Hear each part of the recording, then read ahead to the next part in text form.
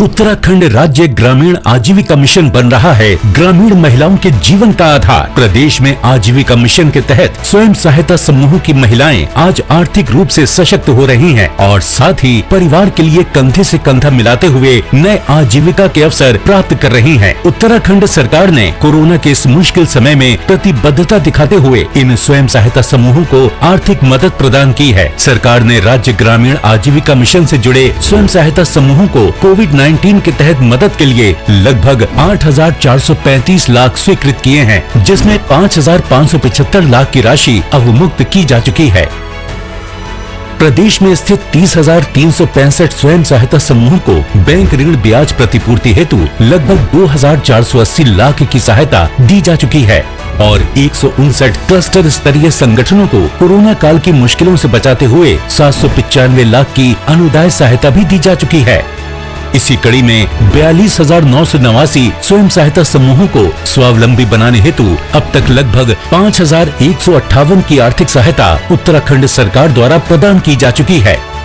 आज उत्तराखंड की हर महिला अबला से सबला होकर अपने और अपने परिवार का ख्याल रख रही है। उत्तराखंड राज्य ग्रामीण आजीविका मिशन से मिल रहा ग्रामीण महिलाओं को सहारा, संवर रहा जीवन, सच हो रहे सपने और दूर हो रही महिलाओं की मुश्किलें।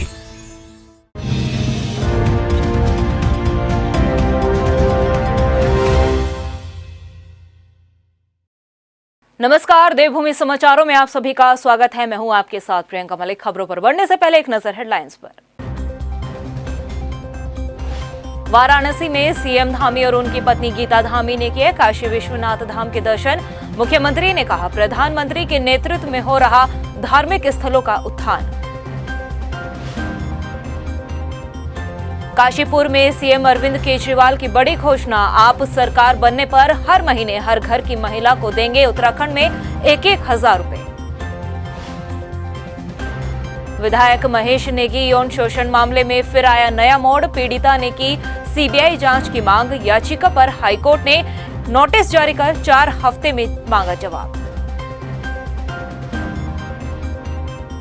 और उत्तराखंड में फिर मंडरा रहा कोरोना का खतरा, नए वेरिएंट के खतरे को देखते हुए पर्यटक रद्द कर रहे बुकिंग, पर्यटन व्यवसायियों की बढ़ी चिंता। और अब खबरें विस्तार से। मुख्यमंत्री पुष्कर सिंह धामी अपनी पत्नी समेत गीता धामी के साथ वाराणसी पहुंचे और काशी विश्वनाथ धाम के दर्शन किए। वहीं इस दौरान काशी विश्वनाथ मंदिर प्रांगण में स्थापित की गई लोकमाता पुण्य श्लोक देवी अहिल्याबाई होलकर की प्रतिमा को भी उन्होंने नमन किया। वाराणसी में काशी विश्वनाथ धाम के दर्शन के दौरान मुख्यमंत्री पुष्कर सिंह धामी ने कहा कि नरेंद्र मोदी के प्रधानमंत्री बनने के बाद पूरे देश में धार्मिक स्थलों का उत्थान किया जा रहा है। आज भव्य काशी बन गया है, अयोध्या धाम बनने जा रहा है और केदारपुरी में भी भव्य दिव्य निर्माण कार्य चल रहा है। काशीपुर में 1 दिवसीय दौरे पर पहुंचे दिल्ली के मुख्यमंत्री अरविंद केजरीवाल का आम आदमी पार्टी के कार्यकर्ताओं ने भव्य स्वागत किया।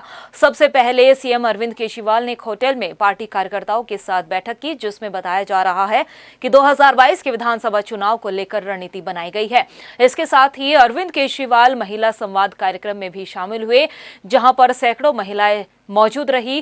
कार्यक्रम में मौजूद सभी महिलाओं से अरविंद केजरीवाल ने सीधा संवाद किया और महिलाओं के लिए एक बड़ी घोषणा करते हुए अरविंद केजरीवाल ने कहा कि आम आदमी पार्टी की सरकार बनते ही हमारी सरकार हर महीने हर घर की महिलाओं को 1,000 रुपए देगी।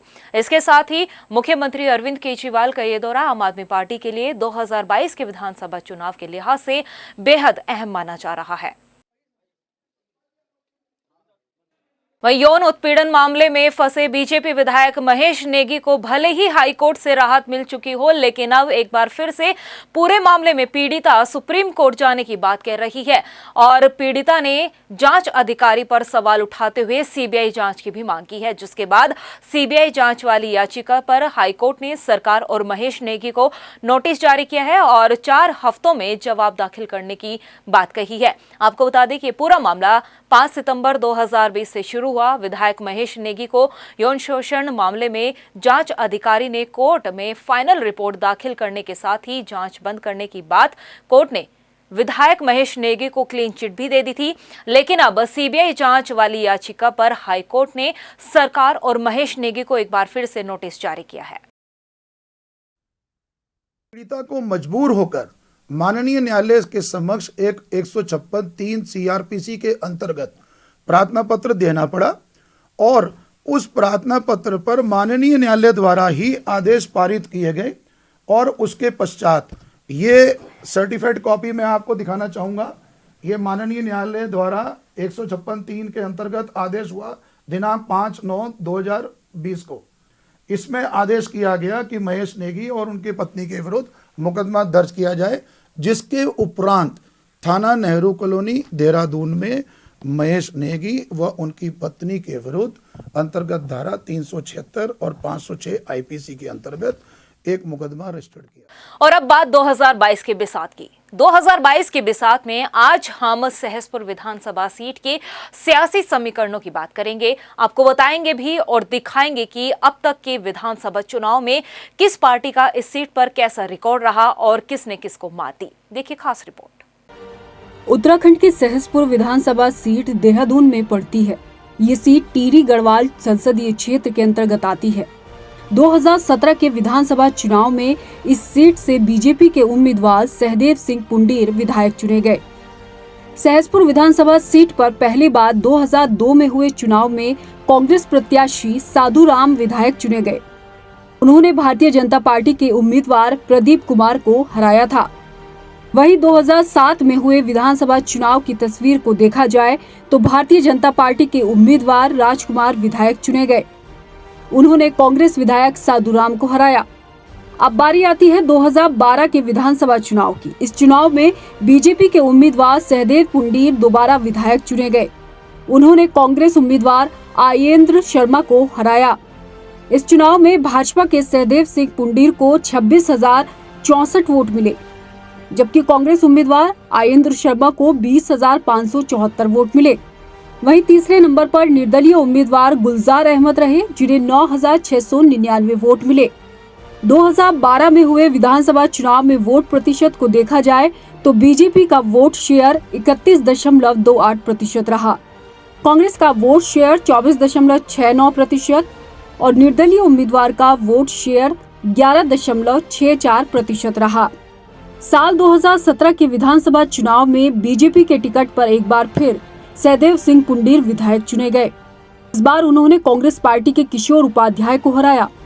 बीजेपी के सहदेव सिंह को 44,055 वोट मिले, जबकि कांग्रेस के किशोर उपाध्याय को 25,192 वोट मिले।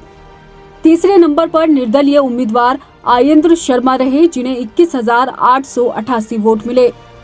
2017 के विधानसभा चुनाव में इस सीट पर बीजेपी का वोट शेयर 40.75% रहा, कांग्रेस पार्टी का वोट शेयर 23.3% और निर्दलीय उम्मीदवार का वोट शेयर 20.25% रहा। सहसपुर विधानसभा सीट के सियासी समीकरणों का विश्लेषण करने के बाद जो सियासी तस्वीर उभर कर निकली है, उसमें भाजपा मजबूत स्थिति में नजर आ रही है, तो निर्दलियों का दबदबा भी इस सीट पर रहा है, जबकि कांग्रेस का प्रदर्शन इस सीट पर ठीक ठाक ही रहा। 2022 की बिसात में सहसपुर विधानसभा सीट से सियासी पार्टियों के उम्मीदवारों का ऐलान बाकी है, लेकिन सीट किसकी झोली में आएगी, इसके लिए इंतजार करना होगा। टाइम टीवी के लिए देहरादून से ब्यूरो रिपोर्ट, देहरादून। उत्तराखंड में 2022 के चुनाव में जनाधार जुटाने के लिए राजनीतिक दल हर हथकंडे अपना रहे हैं, फिर वो चाहे घर घर जाकर ही क्यों ना जनता का समर्थन जुटाने के लिए हो। इसके लिए बकायदा सियासी दलों ने पोस्टर पॉलिटिक्स का सहारा लेना भी शुरू कर दिया है। बैनर पोस्टर के सहारे उत्तराखंड में राजनीतिक दल मुद्दों को उठाकर वोट बैंक साधने की कोशिश कर रहे हैं। कुल मिलाकर देखा जाए तो सूबे में पोस्टर पॉलिटिक्स का दौर अपने पूरे शबाब पर है। देखिए खास रिपोर्ट। प्रदेश की जनता अब तक 4 विधानसभा चुनाव देख चुकी है और 5वें विधानसभा चुनाव की दहलीज पर उत्तराखंड राज्य खड़ा है। 1 या 2 महीने के बाद प्रदेश में विधानसभा चुनाव के लिए वोटिंग होनी है, लिहाजा 2022 की बिसात में जीत हासिल करने के लिए सियासी दलों के बीच आरोप प्रत्यारोप का दौर चल ही रहा है। इसके साथ अब पोस्टर पॉलिटिक्स भी अपने चरम पर है। सियासी पार्टियों के बड़े नेताओं की रैली और जनसभा के लिए राजनीतिक दल पोस्टर पॉलिटिक्स पर खुलकर खर्चा कर रहे हैं। राज्य के चुनावी इतिहास को उठाकर देखा जाए तो हमेशा ही मुकाबला राष्ट्रीय दलों के बीच ही देखा गया है। हालांकि तीसरे विकल्प के तौर पर बसपा, सपा, यूकेडी समेत कई दल चुनावी मैदान में उतरते तो आए हैं, लेकिन सत्ता बनाने का मौका अभी तक बीजेपी कांग्रेस को ही मिला है। मगर 2022 की बिसात में चुनावी समीकरण पूरी तरह से बदल चुके हैं।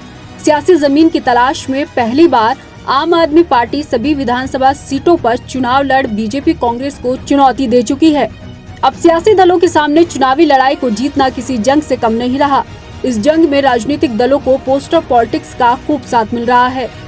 सियासी दलों के बड़े बड़े बैनर और पोस्टर पर सियासी दल अपने वादे और उपलब्धियों को चस्पाकर शहर भर में इसका प्रचार कर रहे हैं, ताकि लोगों तक उनके वादे और दावों की छाप छोड़ी जाए। राज्य में वर्तमान में बीजेपी की सरकार है, लिहाजा शहर भर में बीजेपी ने अपनी उपलब्धियों को जनता तक पहुंचाने के लिए पोस्टर पॉलिटिक्स का सहारा लिया है। बीजेपी के इन पोस्टर्स में धामी सरकार की उपलब्धियों के बारे में और योजनाओं के बारे में जिक्र किया गया है। यही नहीं, हाल ही में प्रधानमंत्री मोदी की रैली के लिए शहर भर को बीजेपी ने पोस्टर से पाट दिया था। ऐसा हाल सिर्फ बीजेपी ही नहीं, बल्कि पहली बार चुनाव लड़ रही आम आदमी पार्टी का भी है। दिल्ली के मुख्यमंत्री अरविंद केजरीवाल की फ्री पॉलिटिक्स के पोस्टर उनके आने पर शहर भर में चस्पा करा दिए गए थे, ताकि पार्टी वोटर्स को अपनी तरफ खींच सके।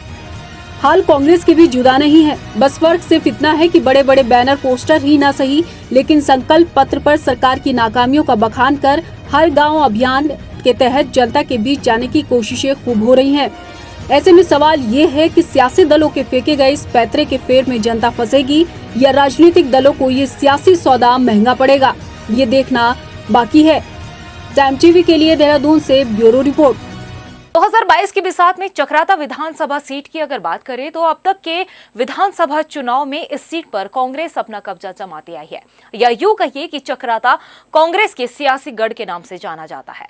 राज्य के विधानसभा चुनाव में इस सीट पर क्या कुछ सियासी समीकरण रहे और आगामी 2022 की बिसात के लिए क्या कुछ तस्वीर उभर कर सामने आ रही है, उसके लिए देखिए हमारी खास रिपोर्ट। साल 2002 में पहली बार चक्राता विधानसभा सीट पर कांग्रेस पार्टी के उम्मीदवार प्रीतम सिंह विधायक चुने गए, जो वर्तमान में नेता प्रतिपक्ष की भूमिका अदा कर रहे हैं। 2002 में कांग्रेस से चुनाव लड़े प्रीतम सिंह ने उत्तराखंड जनवादी पार्टी के प्रत्याशी मुन्ना सिंह चौहान को हराया। इसके बाद बारी आई विधानसभा चुनाव 2007 की। इस बार भी चक्राता सीट से कांग्रेस से दोबारा प्रीतम सिंह चुनाव मैदान में कूदे और उन्होंने निर्दलीय प्रत्याशी मधु चौहान को हराया था। 2012 के विधानसभा चुनाव में एक बार फिर चक्राता सीट से कांग्रेस उम्मीदवार प्रीतम सिंह ने हैट्रिक लगाते हुए जीत का परचम लहराया और उत्तराखंड जनवादी पार्टी के उम्मीदवार मुन्ना सिंह को हार का स्वाद चखना पड़ा। वोट प्रतिशत की बात की जाए तो साल 2012 के विधानसभा चुनाव में प्रीतम सिंह को 33,187 वोट मिले थे, जबकि मुन्ना सिंह चौहान को 26,533 वोट मिले। तीसरे नंबर पर भाजपा पार्टी के उम्मीदवार कमला चौहान रही, जिन्हें 1,943 वोट मिले। जबकि वोट प्रतिशत की बात की जाए तो साल 2012 में कांग्रेस पार्टी का वोट शेयर 51.16% रहा। उत्तराखंड जनवादी पार्टी का वोट शेयर 40.9% और भाजपा का वोट शेयर 3% रहा। साल 2017 के विधानसभा चुनाव के आंकड़े कुछ इस तरह से रहे। इस सीट से कांग्रेस उम्मीदवार प्रीतम सिंह ने लगातार चौथी बार जीत हासिल की और तब तक पाला बदल चुके मुन्ना सिंह चौहान, जो कि बीजेपी पार्टी से चुनाव लड़े, उनको एक बार फिर हार का मुंह देखना पड़ा। वोट शेयर की बात की जाए तो साल 2017 के विधानसभा चुनाव में कांग्रेस पार्टी का वोट शेयर 48.91 रहा, भाजपा को 46.75% और बसपा का वोट शेयर 3.32% रहा। बात 2022 की बिसात की करें तो जाहिर है कि कांग्रेस की तरफ से 4 बार इस सीट से विधायक चुने गए प्रीतम सिंह को कांग्रेस मैदान में उतारेगी। हालांकि बीजेपी से कौन उम्मीदवार होगा, इस पर से अभी तस्वीर साफ नहीं हो पाई है। वहीं आम आदमी पार्टी समेत सपा और बसपा भी चुनावी मैदान में इस सीट पर उम्मीदवारों को उतारेंगी। ऐसे में कुछ भी कह पाना जरा मुश्किल होगा। हाँ, इतना जरूर है कि अब तक इस सीट के इतिहास पर कांग्रेस ही फतह करती आई है, लेकिन क्या इस बार कुछ परिवर्तन होगा या एक और इतिहास कांग्रेस अपने नाम करेगी, ये भी देखना होगा। टाइम टीवी के लिए ब्यूरो रिपोर्ट, देहरादून। 16 दिसंबर को देहरादून आ रहे राहुल गांधी की रैली को लेकर कांग्रेस पूरी तैयारियों में जुटी हुई है। गदरपुर में कांग्रेस कार्यकर्ता डोर टू डोर जाकर जनता को रैली के लिए आमंत्रण दे रहे हैं और कांग्रेस का प्रयास है कि प्रधानमंत्री नरेंद्र मोदी की रैली से भी ज्यादा भीड़ जुटाई जाए। जो राहुल गांधी जी का रैली है 16 तारीख को देहरादून में, जहां तक अनुमान है कि 1.25 लाख से 1.5 लाख पब्लिक वहाँ पहुँचेंगे, क्योंकि जनता में एक रुझान है। जनता गांव में क्षेत्र में जाने में लगातार पूछ रहे हैं कि हम कब चले और कब रैली है।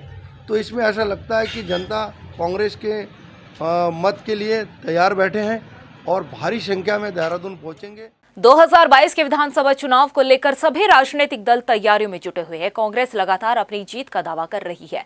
वहीं गदरपुर से पोलिंग बूथ के कांग्रेस प्रदेश अध्यक्ष किशोर हल्दर ने कहा कि अगर इस बार गदरपुर विधानसभा सीट से कांग्रेस के युवा नेता को टिकट दिया जाता है तो उसकी जीत पक्का होगी। उत्तराखंड बनने के बाद से ये क्षेत्र नारायण तिवारी जी का कहा जाता है और इस तरह को सींचने में उनका बहुत बड़ा योगदान है। लेकिन पिछले 2 बार से यहाँ पे बसपा के प्रेमानंद महाजन जी रहे हैं, लेकिन कहीं ना कहीं पार्टी से चूक हुई है, जिसके चलते हमारा कांग्रेस का यहाँ पे विधायक नहीं बन पाया। इस बार उत्तराखंड में उधम सिंह नगर के गदरपुर विधानसभा में कांग्रेस का विधायक बनना तय है। अगर पार्टी हाईकमान युवाओं को मौका देती है, एक अच्छे कैंडिडेट को मौका देती है, तो निश्चित रूप से ये सीट कांग्रेस की झोली में जाएगी। देश के साथ साथ उत्तराखंड में भी एक बार फिर से कोरोना का साया मंडराने लगा है, जिसे देखते हुए शासन प्रशासन ने सख्ती बरतनी शुरू कर दी है। सीमाओं पर एक बार फिर से चेकिंग शुरू हो चुकी है। वहीं कोरोना के नए वेरिएंट ओमिक्रॉन के खतरे को देखते हुए अब लोग भी सतर्क हो गए हैं। उत्तराखंड में सैलानियों की संख्या में लगातार गिरावट दर्ज की जा रही है। देखिए खास रिपोर्ट। उत्तराखंड, जिसे सैलानियों का गढ़ कहा जाता है, जहां सर्दियों का मौसम शुरू होते ही पर्यटक वादियों का लुत्फ उठाने के लिए देवभूमि उत्तराखंड का रुख करते हैं। क्रिसमस और नए साल पर पहले से ही होटलों की ऑनलाइन बुकिंग शुरू हो जाया करती थी, लेकिन इस बार भी कहीं ना कहीं लोगों को कोरोना के नए वेरिएंट का डर सता रहा है और यही वजह है कि लोग अपनी ऑनलाइन बुकिंग रद्द करा रहे हैं, जिसका सीधा असर पर्यटन व्यवसायियों पर देखने को मिल रहा है। क्रिसमस और नए साल पर मसूरी पहले से ही फुल हो जाया करती थी, लेकिन इस बार भी कोरोना के बढ़ते खतरे को देखते हुए लोग अपनी ऑनलाइन बुकिंग रद्द करा रहे हैं। बात अगर ऋषिकेश में राफ्टिंग और कैंपिंग की करें तो ऋषिकेश में राफ्टिंग और कैंपिंग व्यवसाय पर भी कोरोना का साया एक बार फिर से मंडराने लगा है। सूत्रों की माने तो नए वेरिएंट ओमिक्रॉन के आने से राफ्टिंग और कैंपिंग करने के लिए आ रहे सैलानियों की संख्या में भी गिरावट देखने को मिल रही है। प्रदेश की सीमाओं पर हो रही कोविड जांच से पर्यटकों को काफी परेशानियों का सामना भी करना पड़ रहा है। कोरोना की दूसरी लहर के बाद अब स्थिति सामान्य होने लगी थी।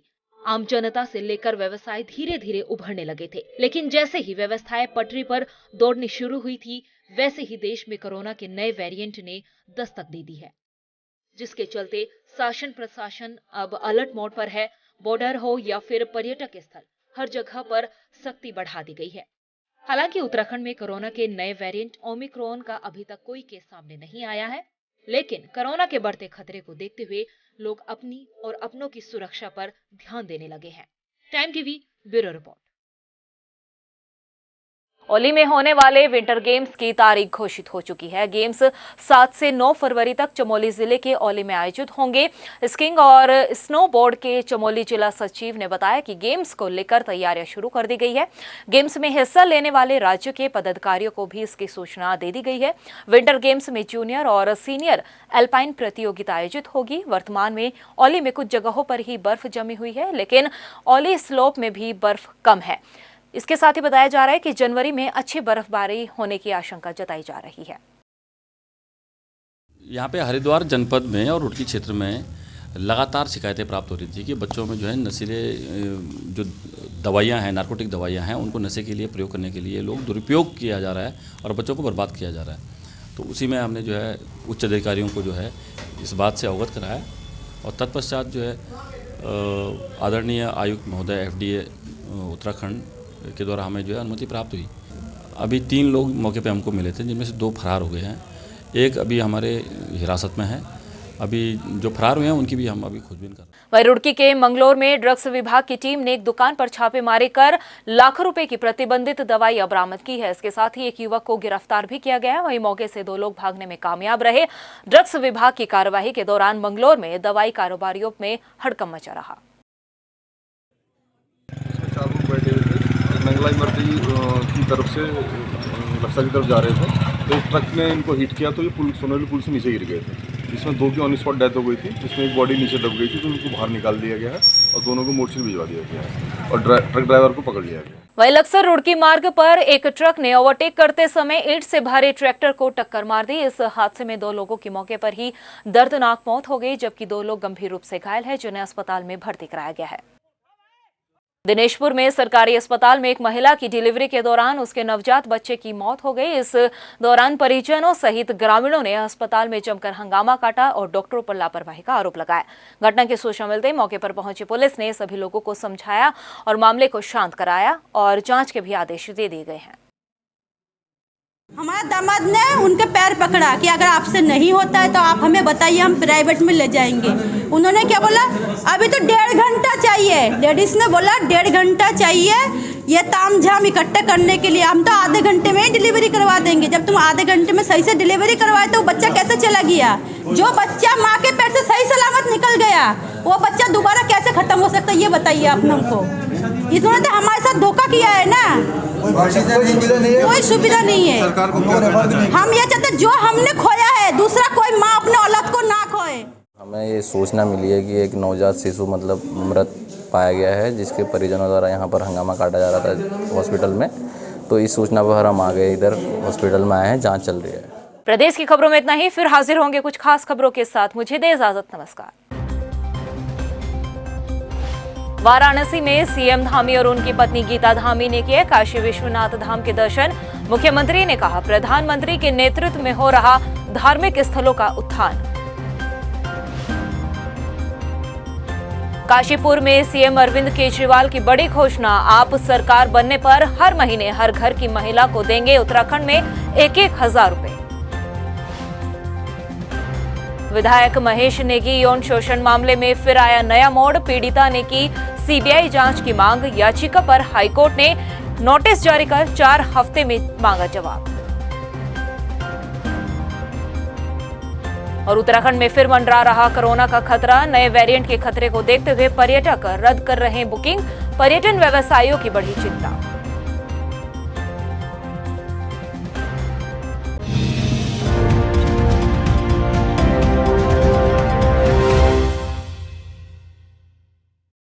संकल्प से सिद्धि के ध्येय को प्रदर्शित करता ये भव्य मंच है विकास का, उम्मीदों के नए द्वार का। 18,000 करोड़ की विकास योजनाओं के शिलान्यास और लोकार्पण का।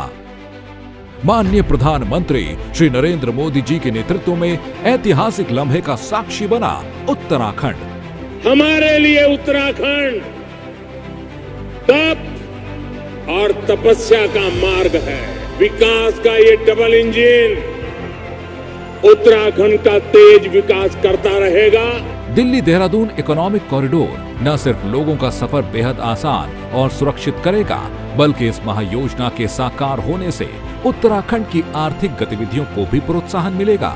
दिल्ली से देहरादून का सफर मात्र 2.5 घंटे का होने से उत्तराखंड टूरिज्म को अत्यंत लाभ होगा। बच्चों के लिए सड़कें हो सुरक्षित, इसके लिए स्मार्ट सिटी के अंतर्गत चाइल्ड फ्रेंडली सिटी प्रोजेक्ट शुरू किया गया है। युवाओं को गुणवत्तापूर्ण शिक्षा और मरीजों को बेहतर चिकित्सा सुविधा देने के लिए हरिद्वार में आधुनिक मेडिकल कॉलेज की आधारशिला ने राज्य में रोजगार और खुशहाली की उम्मीदों को नई उड़ान दी है। लैंडस्लाइड की चुनौती का स्थायी समाधान आज पर्यटकों की सुगम सुरक्षित यात्रा के लिए ऑल वेदर रोड परियोजना में सड़कों का निर्माण उत्तराखंड के लिए किसी वरदान से कम नहीं है। हमारा लक्ष्य है माननीय प्रधानमंत्री जी के निर्देशन में 2025 तक जब हम अपनी स्थापना के रजत जयंती वर्ष को मना रहे होंगे, तब तक उत्तराखंड देश का सर्वश्रेष्ठ राज्य बन जाए। प्रधानमंत्री श्री नरेंद्र मोदी जी के कुशल नेतृत्व और युवा सरकार के संकल्प से विकास के पथ पर निरंतर अग्रसर है देवभूमि उत्तराखंड। समृद्धि और तरक्की के नित नए आयाम स्थापित कर रहे पहाड़ी राज्य में आज विकास की गंगा बह रही है और निखर रहा है उत्तराखंड का स्वरूप। आत्मनिर्भर हो रहा भारत, आत्मनिर्भर बन रहा उत्तराखंड।